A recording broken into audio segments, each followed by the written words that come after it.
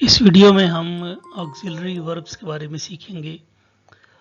آگزیلری verbs اصل میں helping verbs ہی ہوتے ہیں، بڑا مائنر سا معمولی سا فرق ہوتا ہے۔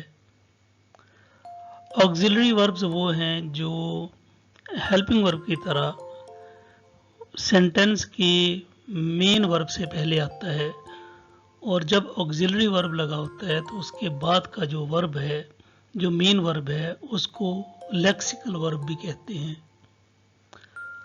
آگزیلری ورب کی دو قسمیں ہیں، ایک پرائمری جس میں مین 3 لفظ ہیں، بی، ہیو اور ڈو، جبکہ ان کی فارمز ہیں، جیسے بی کی فارمز ہے از، ایم، آر اور واز ور، اور ہیو کی فارمز ہے ہیز، ہیڈ، اور ڈو کی جو فارمز ہیں ڈو، پھر ڈز اور ڈڈ، یہ پرائمری آگزیلری وربس ہیں۔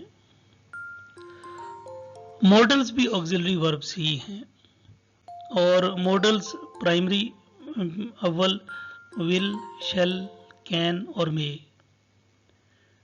اور پھر ان کی دوسری فارم وڈ، شوڈ، کوڈ اور مائٹ، اور مسٹ اور اوٹ۔